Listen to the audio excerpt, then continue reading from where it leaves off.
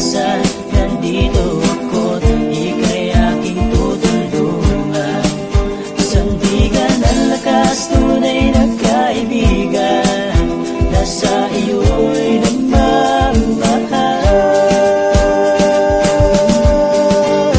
Yan ang tapat mo salita, lagi mong ginagawa mula noon hanggang ngayon. Magpakailanman, kailanman ay di nagbabago ang iyong mga pangako. Magwakas man ang mundo'y mananatili ito. Kahit ano man ang pagsubok ay malalampasan, dahil sinabi mo ikaw ang aking kalakasan. Oh, sa iyong salita'y wala nang makahahadlang.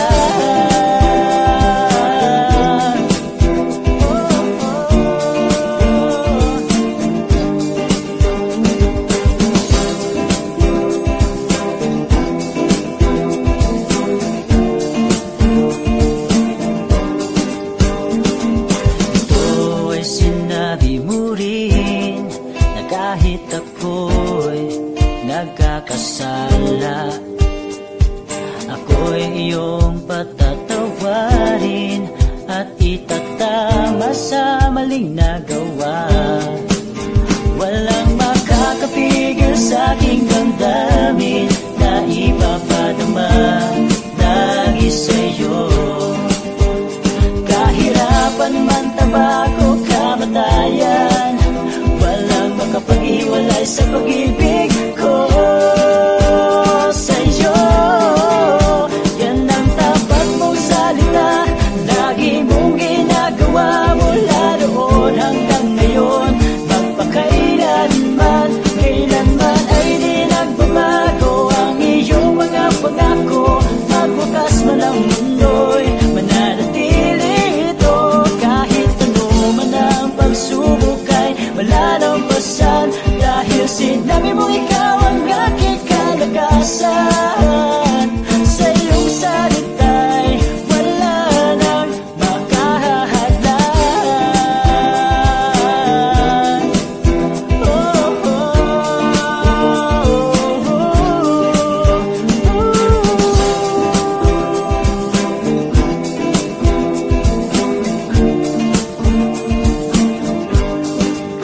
yan ang tapat mo salita, lagi mong ginagawa mula noon hanggang ngayon. Magpakailanman, kailanman ay di nagbabago ang iyong mga pangako. Magwakas man ang mundo'y mananatili ito. Kahit ano man ang pagsubok ay malalampasan, dahil sinabi mo ikaw ang aking kalakasan. Sa iyong salita'y wala na.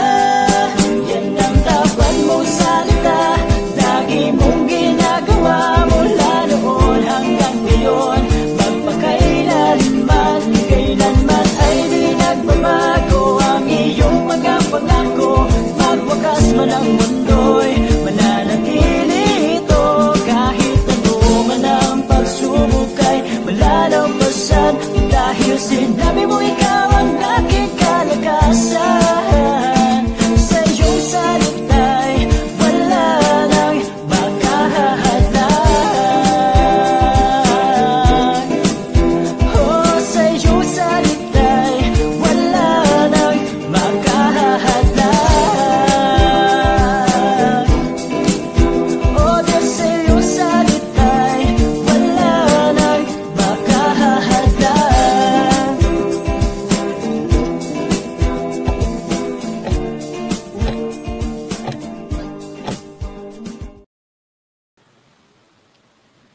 Ayan, mapagpalang gabi po sa ating lahat. Welcome po ulit tayo sa Journey in the Word. Ngayon po ay pang 25 days natin, if I'm not wrong. And gusto ko pong magpasalamat siyempre sa Panginoon dahil sa loob ng 25 days na tayo ay matagumpay na tuloy-tuloy na nakikinig ng salita ng Diyos. So, nais ko pong ibahagi sa inyo ngayon ang salita ng Diyos na matatagpuan po natin sa Salmo. Basahin muna natin po yung ating teksto bago po tayo manalangin. And ako po nga pala, gusto ko muna pang magpakilala ko nga po pala si Pastora Nenet Filomeno. Ayan, and maraming salamat po sa dakilang pribilehiyo po na makapagsalita po sa online para sa ating journey in the Word. Ayan. Salamat po sa mga nag-tune in at sa mga nakikinig, nanonood. Welcome po kayo sa ating journey po ng salita ng Diyos. Sa patuloy na araw-araw na tayo ay nag-aaral ng salita ng Diyos. Except lang po pag Sunday kasi mayroon tayong worship and services po sa church, kaya wala tayong from Monday to Saturday po. So yan, salamat po sa Panginoon. Sige po, basahin po natin sa Salmo. Basahin ko muna po sa English, Psalms 119, 7 sa TPT po version. Sabi po dito, ng salita ng Diyos, I consider your word to be my greatest treasure, and I treasure it in my heart to keep me from committing sins. Treason against you. Sa Tagalog po, sa ESV, sabi po dito, ang salita nyo ay iingatan ko sa aking puso upang hindi ako magkasala sa inyo. Sa Deuteronomy 18, sa Tagalog po, basahin pa po natin. Kaya panatilihin ninyo ang mga salita kong ito sa inyong puso't isipan. Itali ninyo ito sa mga braso ninyo at ilagay sa inyong noo bilang paalaala sa inyo. So tayo po manalangin sa oras na to. Papurihan natin ang Panginoon sa gabing ito sa kanyang salita na alam po natin na ang Diyos lang ang tanging mapaparangalan sa bawat buhay, sa bawat salita na ating pag-aaralan ngayong gabi. Panginoon, salamat po sa iyong sa mga salita na patuloy mo, Panginoon, ibinibigay sa iyong mga anak, Panginoon, lalong-lalo na yung mga nakatune in, nakikinig, Panginoon, nanunood, Panginoon, ng salita mo, Lord God. Lord, salamat po, Panginoon, dahil alam po namin ang salita mo ay isang treasure, isang kayamanan, Panginoon, na hindi mananakaw kahit sino man, Panginoon. Lord, salamat po na ito'y aming itatago sa aming mga puso at isipan at aming itatatak sa aming mga noo at braso, Panginoon. Nang sa ganun hindi kami magkasala against you, Lord. Panginoon, salamat po sa hapong ito. Pagpalain mong bawat isa. Panginoon, bigyan mo kami ng lakas, ng kagalakan, Panginoon. Kalakasan, Lord, na nagmumula sa iyong salita, na aming nababasa, na aming na inaaral, sa bawat pakikinig namin ng salita mo, kami iyong palalakasin, kami iyong bibigyan ng karunungan, ng wisdom sa iyong salita, Panginoon. Lord, maraming salamat. Itago mo po ako sa likuran ng iyong cross na hindi ang makita ang aking sarili, kundi ikaw, Panginoon, ang salita mo lamang, Panginoon, mahahayag, ang kapangyarihan mo lamang, Panginoon, ang maitataas, madadakila sa bawat buhay namin, Panginoon, ng mga anak mo, Panginoon, sa pangalan ni Jesus, Amen. Ayan. So, ang ganda po nung ating binasa, no? Lalo na po sa PPT, na sa English po, na sabi dito po, I consider your word to be my greatest treasure. Dito po ako talaga napukaw sa sinabing greatest treasure. Di ba pag tayo po ay may mga tinitreasure, mayroon tayong mga bagay na kinikip sa buhay natin. Di ba sabi nga, yung ating pamilya is a treasure, is kayamanan. Ang ating kalusugan is kayamanan. Ang ating mga kaibigan ay kayamanan. Meron tayong mga kayamanan, kinikip natin sa heart natin, treasure natin. And alam po natin na mas the best, sabi dito, greatest treasure, ang salita ng Diyos. And I treasure it in my heart to keep me from committing sins. Is strict po, talagang direct talaga, no? Committing, para daw hindi magkasala, hindi siya makagawa ng kasalanan. Committing sins, diba? Sins, marami, hindi lang sin, hindi lang isa. Kundi, plural, sabihin marami, hindi lang singular. So, against you. So, ibig sabihin dito is, napakahalaga talaga na tinitreasure natin ang salita ng Diyos. Ito ay ating itinatago. Di ba pag treasure, bawa yung mga bagay na meron tayo, ginto, tinitreasure natin yan, tinatago natin kasi mahal. Hindi pwedeng malaglag lang. Kapag nawala yung isang mong earrings na tunay, eh, kung binili mo yun ng 10K or 20K, is mahal yun. Sobrang malulungkot ka kapag nawala yun. Kasi ganun mo binavalue yung hikaw mong ginto.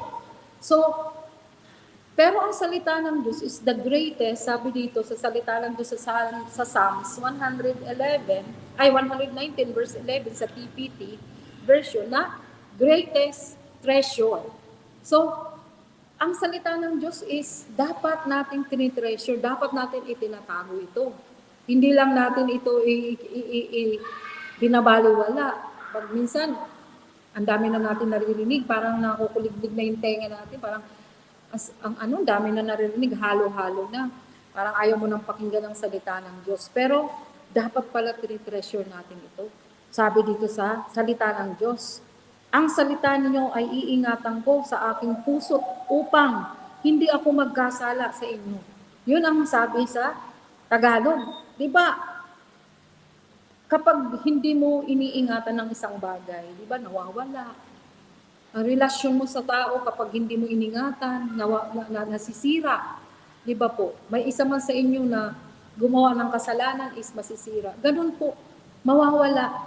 So, ang salita ng Diyos, dapat ito ay kinikip natin, pinapahalagahan natin. Kung ang mga bagay dito sa mundo ay pinapahalagahan natin, yung pagiging magkaibigan, yung mga anak natin, pinapahalagahan natin, yung magulang natin, yung mga pamilya o ano pa man ang meron tayo, mga bagay, bukod sa relasyon, yung mga bagay-bagay na meron tayo na mahal, ang kotse, di ba iniingatan natin yan, mahal yan, milyon ang halaga ng kotse. O di ba? Hindi lang yan basta-basta na pag nabangga nga, pag nasagi lang ng kunti ng motor, talagang mag-aalala ka kasi mahal ang pagpagawa ng kotse kapag ito ay nagalusan. So, tinitreasure mo yun, iniingatan mo. Iniingatan natin ang mga bagay na mayroon tayo. Pero, kumusta naman ang salita ng Diyos? Ganun ba natin ito iniingatan sa ating mga puso? Ngayon po, ang aking pong topic ngayon ay tungkol sa pag-iingat ng salita ng Diyos. Sabi dito, treasuring the Word of God in your heart and mind. Sa ating mga puso, ang salita ng Diyos daw ay ating ingatan sa ating mga puso at isipan. Ang pag-iingat, pagtatago at pagpapahalaga ng salita ng Diyos sa ating mga puso at isipan. So, napakahalaga po na talagang iniingatan natin ang salita ng Diyos. Kasi maging sa mga sasabihin natin, hindi pwedeng bara-bara lang yung salita natin, lalo na kung ginagamit natin ang salita ng Diyos. Dapat yan ay iniingatan natin. Bawat bibitawan nating salita, dapat yan ay may pag-iingat na galing sa ating mga puso. Na hindi basta-basta lang natin yung sinabi, kundi yan ay galing sa ating mga puso. Sabi dito sa Kolosas 3:16 sa Tagalog po, sabi dito, itanim ninyong mabuti sa mga puso nyo ang mga aral ni Kristo. Paalalahanan at turuan ninyo ang isa't isa ayon sa karunungan, sa kaloob ng Diyos. Umaawit kayo ng mga salmo, himno, at iba pang mga awiting espiritual na may pasasalamat sa Diyos sa mga puso ninyo. Sa mga puso ninyo. Ayun. So, itanim daw natin ng mabuti sa mga puso natin. Bakit laging sinasabi yan na iukit ninyo sa inyong mga puso, itanim ninyo sa inyong mga puso, itago ninyo sa inyong puso ang salita ng Diyos. Di ba po? Paulit-ulit natin yan naririnig sa Salmo. Ayan. So, kasi, tayo nga mga tao, madalas tayo ay nakakalimot. Di ba po? At mamaya pag-aaralan natin ang mga kung bakit, kung paano natin iti-treasure ang salita ng Diyos. Marami pong mga paraan mamaya. So, dito muna tayo sa intro natin na bakit natin kailangan talagang itanim ang salita ng Diyos. Sabi pa dun kanina sa binasa natin sa Deuteronomy 11:18. Sabi niya doon, itali ninyo ito sa mga braso. Paano natin itatali ang salita ng Diyos sa braso natin? Makukuha tayo ng Bible, tapos itatali natin ganun. Hindi po ganyan ang ibig sabihin. Talagang gawin natin ng, kung di ba itong braso, ito yung malakas natin, pagbuno sa braso. Kailangan itali natin sa ating mga braso. Iukit, itanim ninyo at ilagay sa mga noo. Ilagay sa noo, itatak sa noo bilang paalaala sa inyo. Kaya kailangan daw natin laging naalala ang salita ng Diyos. Hindi lang sa dito ipapasok natin sa kabilang sa kanang tenga, kaliwa, ilalabas. Hindi po ganun. Talagang kailangan talaga nating gumawa tayo ng intention na gawin talaga natin. Hindi yung, ay, linggo ngayon, makikinig ako kay Pastor Hasmin, kay Pastor Nene, kung sino mga nagpipreach, makikinig ako kasi linggo ngayon, kailangan ko makinig. And after that, paglabas mo na ng simbahan or saan ka na pumunta, wala na, tapos na yung preaching. Limutan na natin kung ano yung tinuro. Limot na natin kung ano yung sinabi ng preacher. So, hindi mo talaga itinali sa braso mo o sabi nito, itinatak sa noo mo. Or, ano pang sabi ito, inilagay sa noo mo ang salita ng Diyos. So, treasuring the Word of God in your heart and mind. So, mayroon akong mga, sabi ko, treasuring God's Word in the heart and mind. Treating the Scripture as a precious life. Ang Scripture daw, ang salita ng Diyos, ay precious life. Buhay. Mahalagang buhay. Buhay ang salita ng Diyos. Kaya precious. Guiding treasure rather than just words. Hindi lang daw ito salita, mga salita, kundi treasure, guiding treasure sa ating mga buhay. And based on Psalms 119:11, it involves memorizing. O di ba? Kailangan natin i-memorize ang salita ng Diyos. Lagi na lang natin narinig niya, basic, memorize. Ano pa? Meditating. Pagbulay-bulayan, pagnilay-nilayan. Ano pa? Memorize, sauluhin. Ano pa? On. And applying biblical truths to transform thinking. Resist temptation and foster a holy, joyful life, di ba? So, kailangan natin itong i-memorize, i-meditate para ma-resist natin ang mga tukso. Maraming tukso sa paligid, sa mundong ito. Maraming kaaway na alaaligid sa atin. So, napaka-importante na itanim natin ito, iukit sa ating mga puso, itago natin sa ating puso at ilagay o itatak sa ating mga noo at itali sa ating mga braso ang salita ng Diyos. Sabi sa salita ng Diyos yun, sa Deuteronomy. So, point number 1 ko po, why we should hide the Word of God in our hearts and mind. Bakit daw natin kailangan itago ang salita ng Diyos sa ating mga puso at isipan?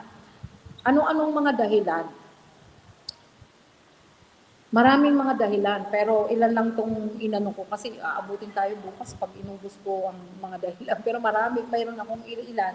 So, may mga dahilan kung bakit dapat natin itago ang salita ng Diyos sa puso at isipan natin. Number 1 na dahilan ay upang makaiwas sa kasalanan. Yun daw yung unang. Bakit yun ang unang kaagad makaiwas sa kasalanan? Kasi yun ang sinabi kanina sa ating teksto, di ba? Sabi dito sa Psalms 119, para daw hindi tayo makapag-commit ng sins.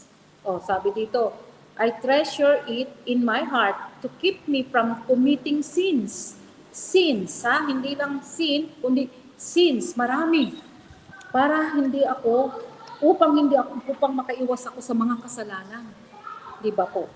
Kasi nga tayo ay madalas makalimot, kaya tayo nagkakasala. Sabi ito, ang pagtatago ng kanyang salita sa ating puso at isipan ay pumipigil sa atin na magkasala laban sa Diyos. o laban sa tukso. So, ang ang ang pagtatago natin sa salita ng Diyos, unang dahilan ay para tayo makaiwas sa mga kasalanan. So napakahalaga po talaga na tayo ay nagme-memorize, nagme-meditate, nagbabasa. Hindi lang nagbabasa, hindi lang nagme-meditate, kundi talagang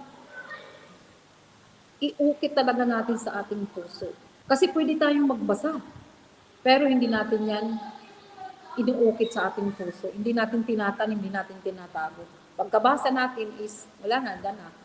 And pagkatapos natin pakinggan, ngayon nakikinig kayo sa akin, and after that, after an hour or 30 minutes, after 30 minutes, wala na ang salita ng Diyos, hindi na natin maalala. So, mamaya maalalaman natin kung anong mga dapat natin gawin para maaalala natin ang salita ng Diyos. So, sabi dito, upang makaiwas tayo sa mga kasalanan. So, totoo ito, di ba? Bakit lagi naman tayo nakikinig ng preaching, di ba po? Lagi naman tayo nagdi-devotion, nagbabasa ng salita ng Diyos.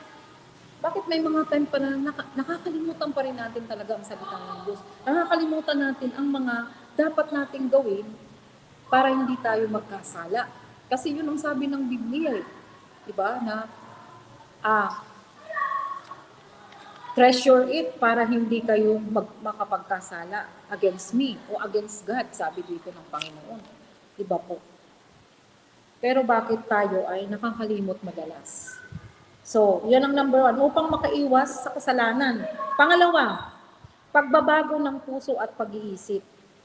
Yan ang pangalawang dahilan kung bakit dapat natin itago ang salita ng Diyos, dahil sa pagbabago ng puso at pag-iisip. Ang pagmememorya, ang pagmemorya o pagmememorize at pagbubulay-bulay ng salita ng Diyos ay nagbabago sa ating mga hangarin, desisyon at kilos. Totoo kapag ikaw ay mayroon kang memory verse. Ito ba yun? Example of, mamaya pa. Kapag ikaw ay may mga na-memorize o mayroon kang itinago sa puso mo na memory verse, kapag ikaw naka-encounter ng problema, o kaya nasa labas, lumabas ka lang sa dito, naka-encounter ka ng problema, bigla ka na lang sinampal, hindi mo alam, di ba? Kung wala kang salita ng Diyos na nakaukit sa puso mo, sasampalin mo rin siya or gagantihan mo siya. Pero kung ikaw ay rooted ka ng salita ng Diyos, ikaw ay talagang bugbog na kung saan talagang binaon mo na sa puso mo, kahit anong gawin sa iyo siguro, sabi nga, pag binato ka ng tinapay, batoy. At kapag binato ka ng bato, batuhin mo ng tinapay. O di ba? Yun ang ibig sabihin nun. Kapag ikaw ay rooted ng salita ng Diyos, ay hindi ka gaganti. Di ba po? So, totoo yan. Kaya minsan kapag tayo ay gumagawa pa ng mga bagay na hindi natin dapat ginagawa, kasi hindi tayo nagiging aware dun sa mga sinasabi ng Biblia. Hindi natin talaga pinakinggan lang natin, hindi natin inukit sa puso natin, hindi natin inisip na, ay, ganyan yung sinasabi ng salita ng Diyos. Sinasabi lang natin, ay, alam ko na yan. Ganyan talagang narinig ko na yan, yung dami ko ng beses narinig yan. Narinig mo lang maraming beses, pero hindi mo inukit sa puso mo. Hindi mo treasure ng kagaya ng ginto, ng kagaya ng bagay na mayroon ka. Kapag isang bagay mahal na mahal mo, pinupunasan mo, kapag bago ang sasakyan, lagi mong pinapakarwas, lagi mong binibilhan ng mga pabango sa loob para mabango. Diba ganyan treasure mo isang bagay, binavalue mo isang bagay kapag mahal mo. So ang salita ng Diyos, kapag mahal mo, iti-treasure mo yun, iisipin mo yun, ilalagay mo dito sa puso mo. So, yun ang ibig sabihin nun. Na? Pagbabago ng puso at pag-iisip. Na hindi lang ito minememorya, kundi pag pinagbubulay-bulay ng salita ng Diyos at ay pagbabago ng ating mga hangarin. Nagbabago yung mga hangarin natin at desisyon at kilos natin. Yun nga sinabi ko kanina. Kapag ikaw ay nakasalubong ng isang tao na may galit sa'yo, hindi mo naman alam, bigla ka na lang sinampal o tinulak, natumbak. Di ba yung mga ganung bagay? Anong gagawin mo sa time na yun kung wala kang hindi ka rooted ng salita ng Diyos, baka magwala ka, magmura ka, or what, na masasabi mo, hindi mo maano, kasi hindi mo makontrol ang sarili mo. Dahil hindi ka rooted ng salita ng Diyos. So, yun yung pagbabago ng puso at pag-iisip. Pangatlo, gabay at kalakasan. Di ba totoo yan? Ang Biblia ay nagbibigay ng direksyon sa buhay at nagpapalakas sa panahon ng pagsubok. Ito, totoo to. Kapag wala kang memory verse o wala kang salita ng Diyos na alam mo na meron ka sa puso mo, ay talagang pag ikaw ay sinubok, wala na, manghihina ka na. Ito ay nagbibigay ng direksyon, sabi dito, sa buhay at nagpapalakas sa panahon ng pagsubok. Marami tayong mga dumating sa buhay natin. Ako na lang may mga dumating sa buhay ko na hanggang ngayon sinusubok pa rin ako ng Panginoon. Na sa panahon ng pagsubok, siguro, kung hindi ko kilala ang Panginoon, kung hindi ko alam ang salita ng Diyos, kung hindi ako nananahan sa salita ng Diyos, kung hindi ako nananahan sa promises ni Lord, wala na. Hindi ko na alam kung anong gagawin ko sa sunod-sunod na pagsubok sa buhay ko. Di ba po? Hindi ko na alam. Pero dahil may salita ng Diyos, dahil alam ko ang salita ng Diyos, nandyan ang mga pangako ng Panginoon, yan ang kalakasan ko, siya yung nagbibigay sa akin ng guide, ng gabay, ng direction, ay hindi ako matatakot, hindi ako matitinag. Dahil ang salita ng Diyos ang aking gabay at kalakasan. So yun napaka-importante po ng salita ng Diyos na tinitreasure po natin. Treasuring the Word of God in our hearts and our mind. Sa ating mga puso at isipan, tinitreasure, hindi lang po binabasa, hindi lang po pinapakinggan. So yun, gabay at kalakasan natin. At pang-apat, pagpapahalaga sa Diyos. Ito napaka-importante nito. Kapag ikaw ay may rooted ng salita ng Diyos, papahalagahan mo ang Panginoon. Mamahalin mo ang Panginoon. Bakit? Halimbawa na lang ito sa Genesis 1:1. Pag alam mo yung Genesis 1:1, in the beginning, God created the heavens and the earth. Ay, oo nga, Panginoon. Grabe ka, Panginoon. Mula sa simula, ginawa mo ang langit at lupa. Sobra ka talaga, Panginoon, kakapangyarihan. Wala ka talagang katulad. Dahil alam mo yan, Genesis 1:1. Kung wala kang alam na salita, wala kang memory verse, hindi ka mamamangha eh. Dahil ang salita ng Diyos, nandyan lahat, kamangha-mangha lahat ang nakasulat dyan. Di ba po? So, pagpapahalaga sa Diyos, papahalagahan mo ang Diyos, pupurihin mo ang Panginoon, sasambahin mo ang Panginoon. Kapag ikaw ay may mga alam sa memory verse na meron kang alam na mga pangako ng Panginoon sa iyo. Di ba po? Marami kayo may mga kanya-kanya kayong life verses.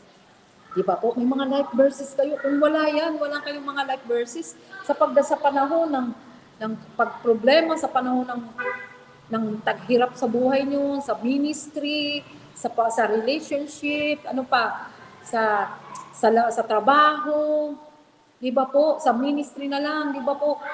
Andun lahat ang mga pagsubok. Andun lahat ang mga nararanasan natin sa buhay, sa pamilya, sa mga anak. Di ba po?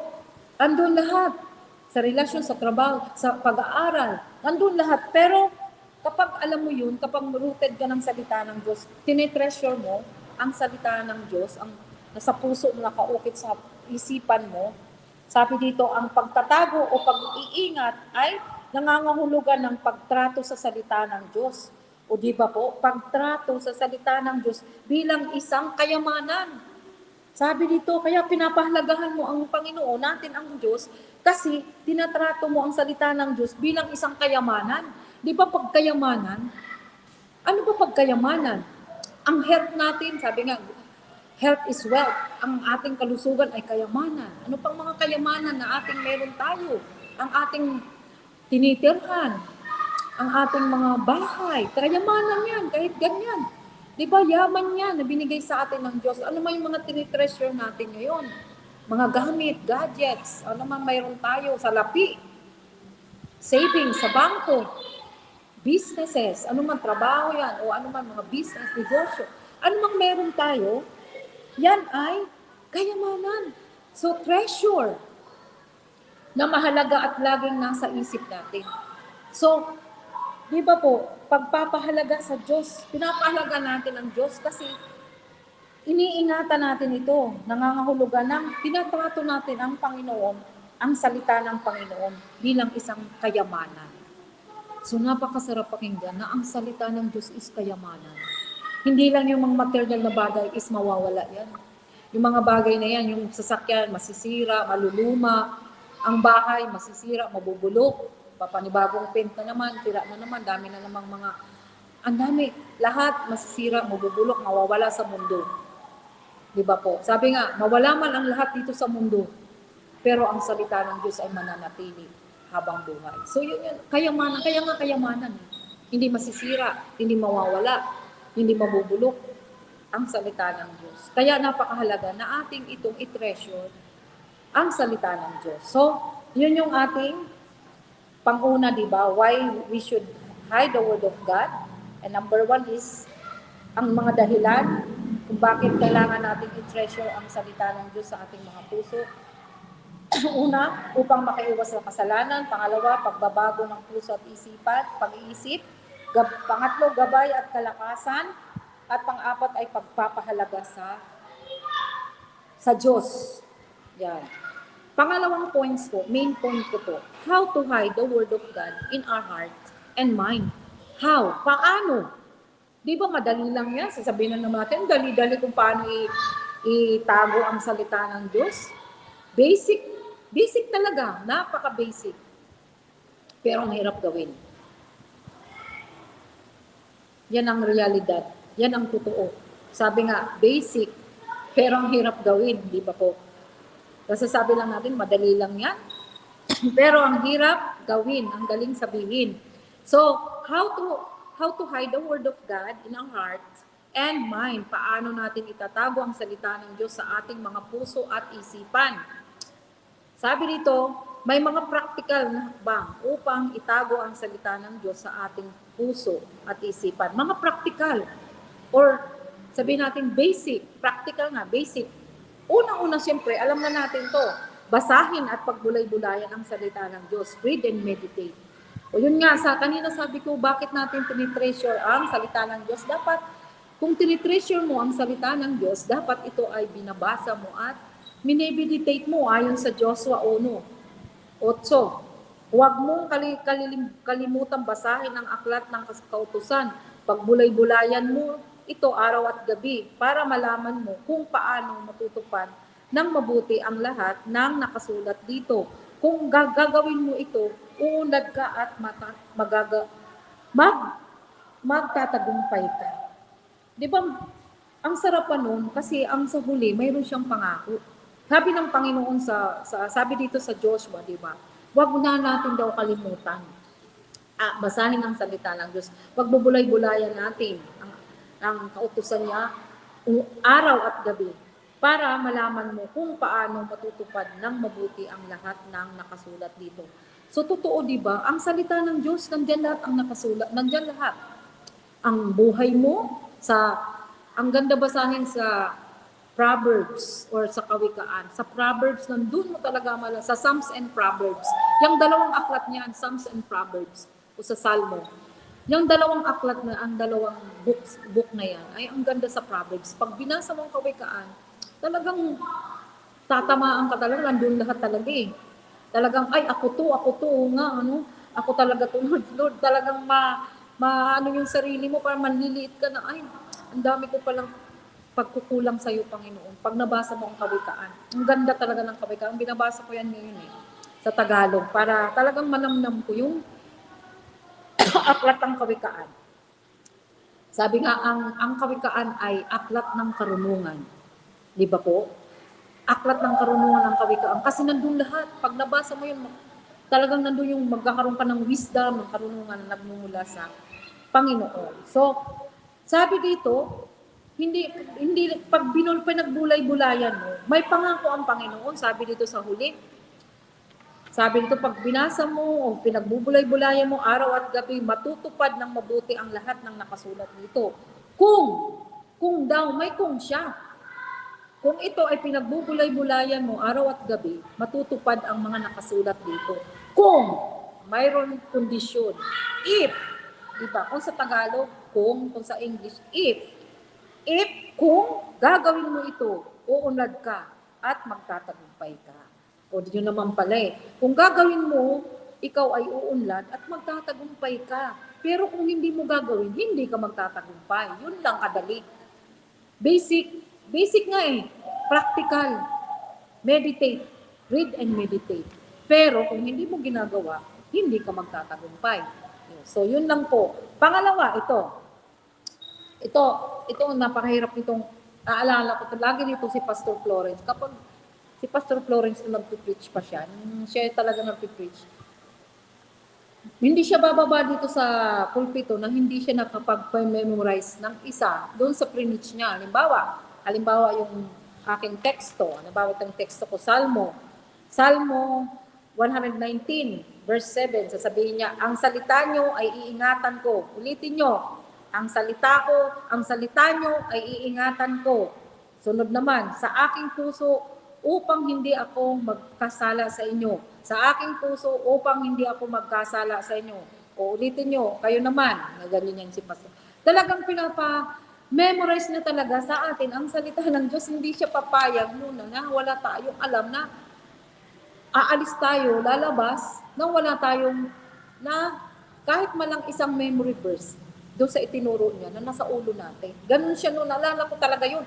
Lagi siya nagpapa-memorize, talagang inuutay-utay niya. Ang salita nyo ay iingatan ko. Hanggang dyan muna, sasabihin niya, ang aking puso upang hindi ako magkasala sa inyo. Ang aking puso upang hindi ako magkasala. Hanggang sa may memorize na, lahat na memorize niyo. Salmo, ganyan siya nung naalala ko yun. Palagi niyang pinapaulit-ulit. Sabi dito, sa pangalawa kong meditate, read and meditate, basahin at pagbulay-bulayan. Pangalawa, isaulo ang mga talata. O napakahalaga na isa sa ulo natin ang mga talata. Memorize the scripture or the word of God. Scripture, isang verse lang, kahit isang verse lang. Ang pagkakabisado ng mga pangako at utos ng Diyos ay nagbibigay daan upang mabalikan ito agad sa oras ng pangangailangan. Di ba halimbawa, ikaw ay nagka-problema, tapos yung sinaulo mong verse ay angkop dun sa iyong sitwasyon. Agad mo mababalikan. Halimbawa, ito na lang na salita ng Diyos ito. Sabi dito sa Kawikaan 3:5. Sabi dito, kung ikaw ay nawawalan ng pag-asa, halimbawa sa panahon na yun, na ikaw ay sinusubok ng Panginoon, nasusubok ka sa iyong sitwasyon na nawawalan ka na ng pag-asa, nawalan ka ng trabaho, halos buwan na umabot, nawawalan ka na ng pag-asa, nanghihina ka na, parang na-depress ka na, na-stress ka na.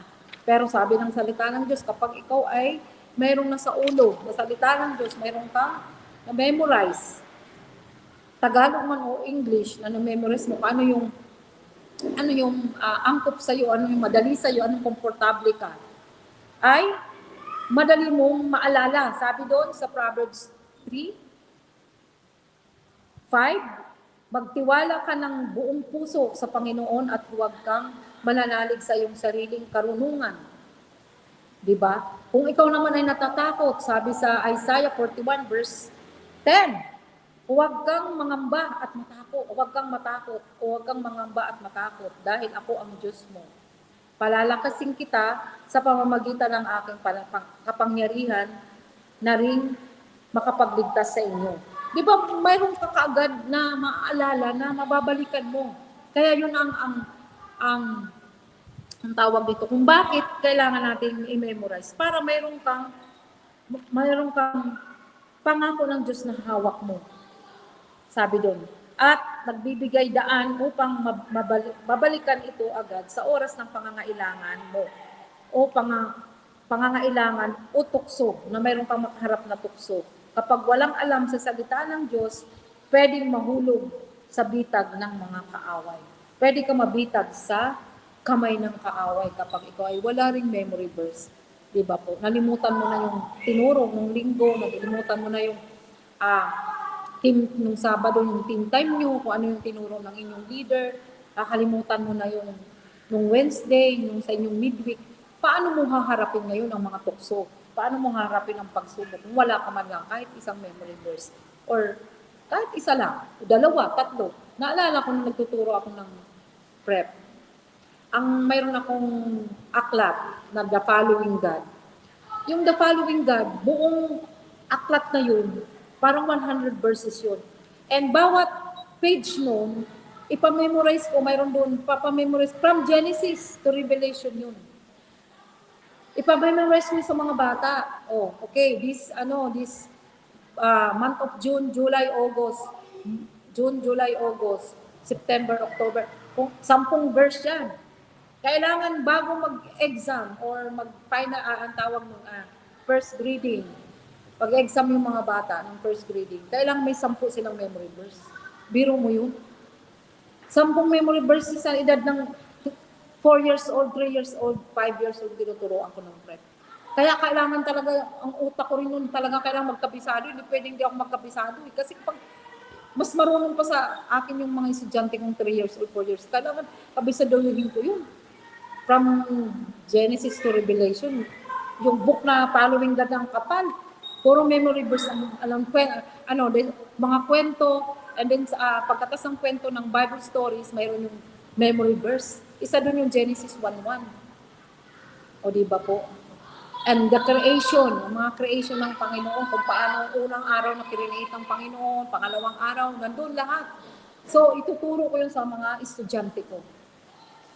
Di ba po? Kaya siguro ang mga estudyante ko, siguro sabihin nila, ang dami ko na alam ng memory verse eh. Kaya siguro yung iba talagang bugbog na yung salita ng Diyos yung mga bata. Kaya hindi talaga nila makakalimutan. Kasi meron silang naitanim sa puso nila. Kahit isang verse lang, hindi na yung makakalimutan. Hindi nila yung mawawaglit. Yung kagaya ng Ephesians 6:1, Ephesians 6:1. Mga anak, sundin ninyo ang utos ng inyong mga magulang, alang-alang sa Panginoon sapagkat ito ang nararapat. Tinuro ko yan sa kanila. Lagi nilang naalala yung mga anak, sundin ninyo ang inyong mga magulang, alang-alang sa Panginoon sapagkat ito nararapat. Naisip nila yung sa panahon na sila ay nagsusutil sa kanilang mga magulang, hindi sila sumusunod. Naisip nila yun, sabi ni teacher, sabi dun sa tinuro ni teacher Nenet, mga anak, sundin ninyo ang inyong mga magulang, ang inyong tatay at nanay, alang-alang sa Panginoon sapagkat ito ang nararapat. Yun yung salita ng Diyos. So kung wala tayong naituro, wala tayong na-memorize na salita ng Diyos, wala tayong malalaman, hindi natin ito maalala sa panahon na tayo ay nagkakaharap ng mga problema o tukso sa buhay. Na pwede tayong mabitag ng kaaway. Madali tayong masilo ni Satanas kasi wala kang alam, wala tayong alam. So napakahalaga. Ito na, parang nasabi ko na rin ito kanina, isulat. Ito napakahalaga na nag-write down tayo.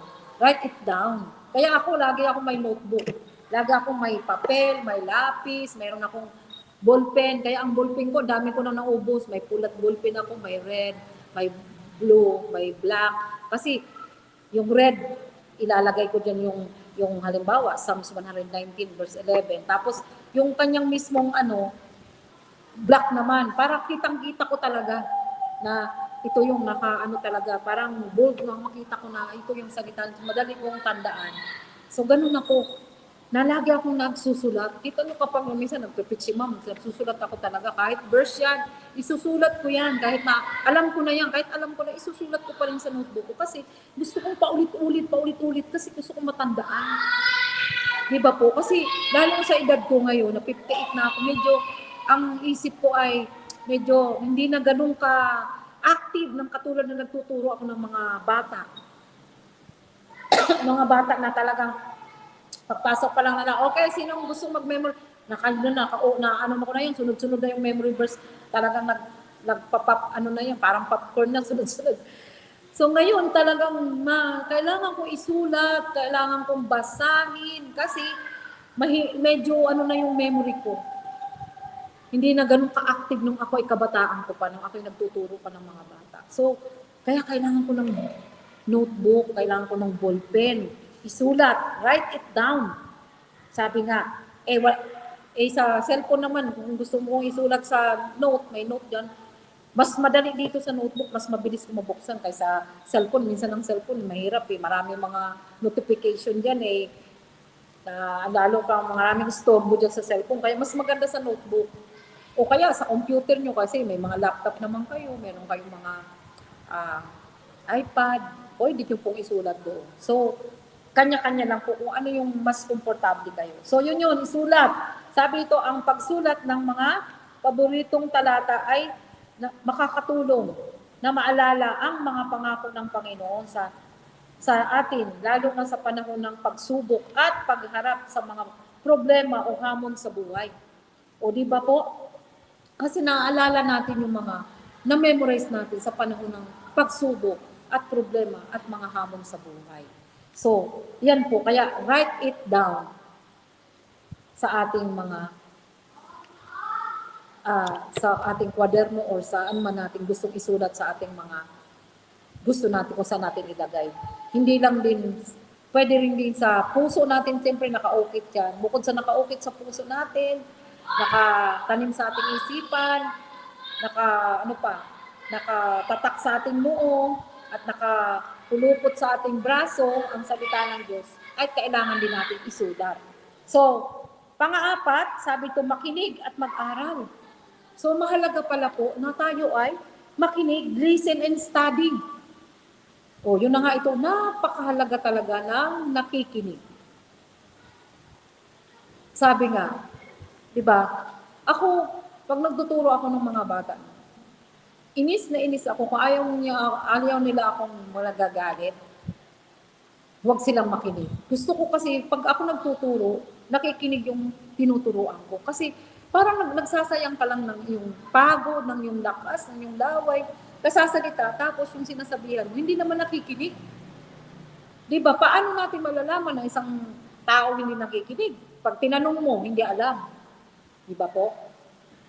Realidad. Napakadali. Logic. Kapag ang tao nakikinig sa'yo, tanungin mo, may sasagot yan. Yun lang po yung kadali. So, ganun din sa salita ng Diyos. Listen and study. Di ba po? Makinig at mag-aral. Makinig sa mga makinig sa mga turo, sermon o audio Bible upang mas mapalalim ang pagkaunawa sa salita para mas lalong lumalim ang pagkaunawa natin sa salita ng Diyos. Kasi kung hindi tayo nakikinig, kasi sasabihin nga natin, ay alam ko na yan. Kasi lagi na yan tinuturo, paulit-ulit na nga yan. Ganun talaga ang minsan ang tao. Lalo na kung matalino, lalo na kung ma-pride or ganyan. Parang, alam ko na yun, ayoko na makinig niya. May mga ganun. Di ba po? Ako, alam mo, gusto kong makinig. Pagsalita ng Diyos, gusto kong isulat, gusto kong basahin. Kasi salita ng Diyos yan. Yan ang magbibigay sa akin ng lakas, yan ang magbibigay sa akin ng kayaman, ng yaman. Di ba po? Hindi ang mundo, hindi ang world o worldly things. Di ba po? So, yun yung pong mga bagay lang na how to hide the word of God in our hearts and mind. Paano natin tatago ang salita ng Diyos sa ating mga puso at ating mga isipan, at ito ang mga practical, basahin at pagbulay-bulayan, read and meditate. Pangalawa, isaulo ang mga talata, memorize the scripture. Pangatlo, isulat, write it down. At makinig at mag-aral, listen and study. And ito na yung pang-tatlo kong points, and ito na yung malapit na ako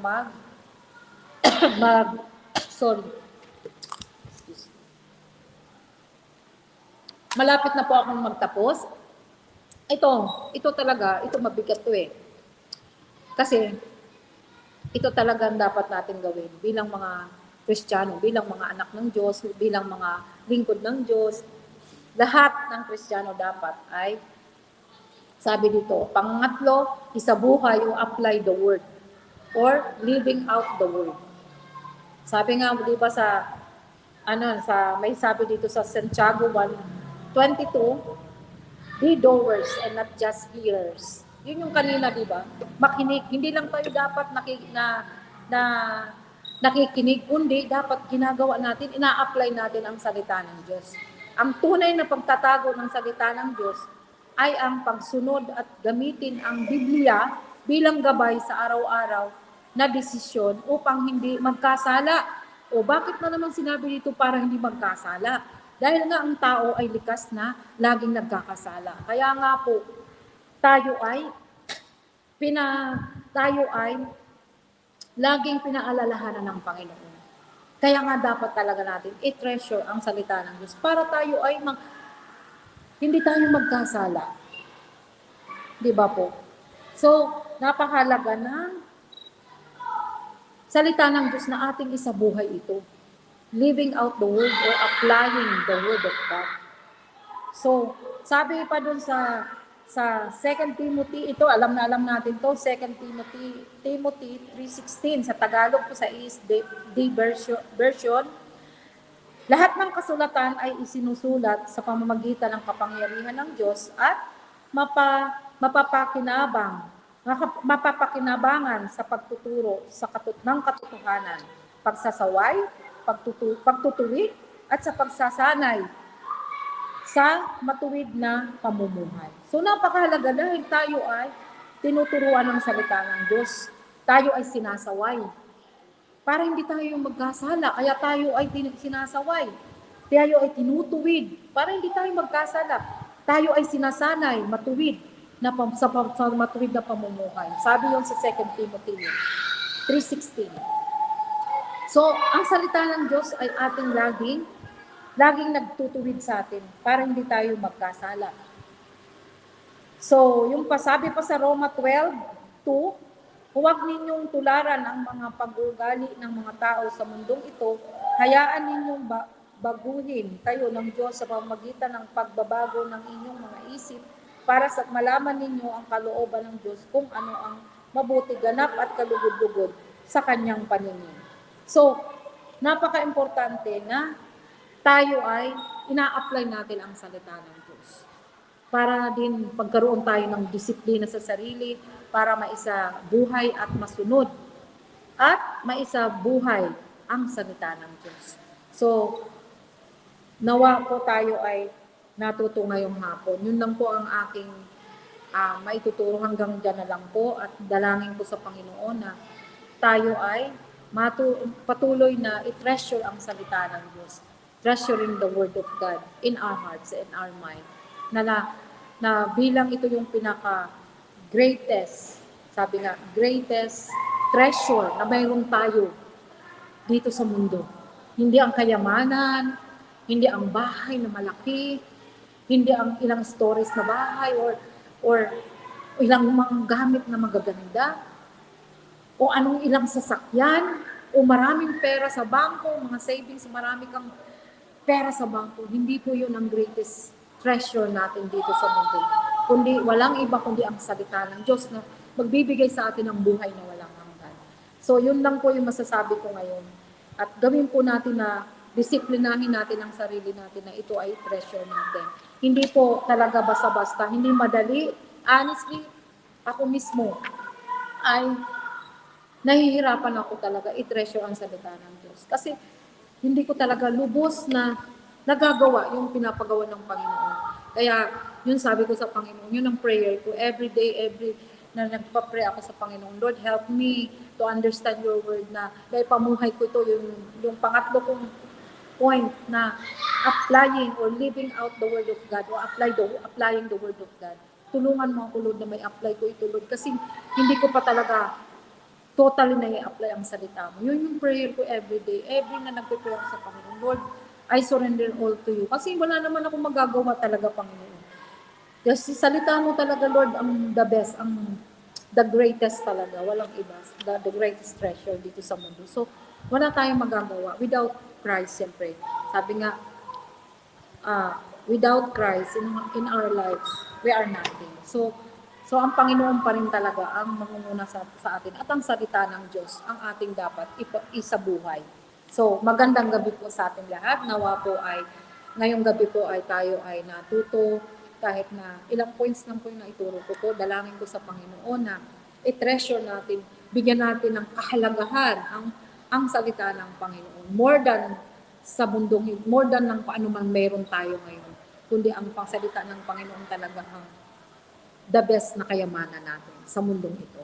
So tayo manalangin, pagpasalamat sa Panginoon na patuloy nating i-treasure ang salita ng Diyos. Patuloy nating itago, ingatan sa ating mga puso, iukit, itanim, o ano pa man ang mga salita na dapat natin masabi patungkol sa salita ng Diyos. Sige, manalangin tayo at tayo ay magpasalamat sa Panginoon. Dakilang Ama, nagpapasalamat po kami ngayong gabi, Panginoon, na ang kayamanan mo dito sa mundo ay walang halaga, Panginoon. Lahat ng meron kami, Panginoon, ng mga material na bagay, Panginoon, ano man ang meron kami, ito, Panginoon, ay mawawala. Ngunit ang salita mo ang dapat naming i-treasure. Ang salita mo, Panginoon, ang the greatest kayamanan namin dito sa lupa, Panginoon. Precious life ang salita mo, Panginoon. Ang buhay, Panginoon, na dakila ang salita mo sa aming mga buhay, Panginoon. Lord, pagpalain mo ang mga viewers, ang mga naka-online, na salita mo, na nakarinig.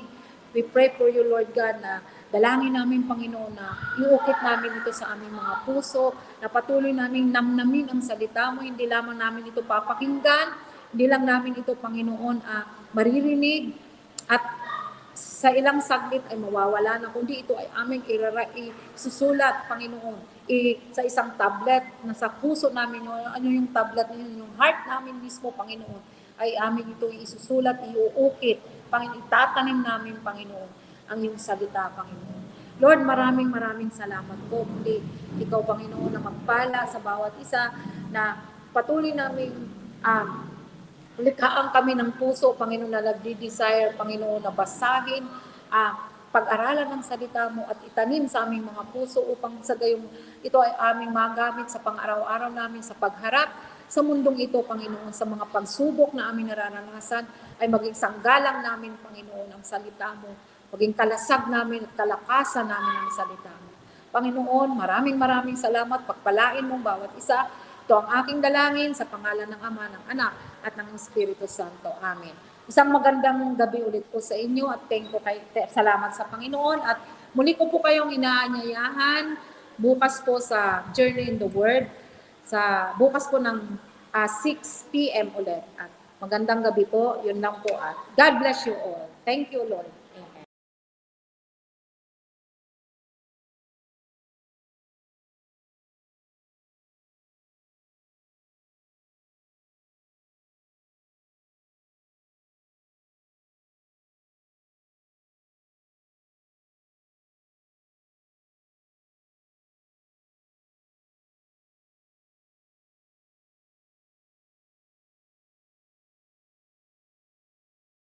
Kailangan nang marinig ang salita.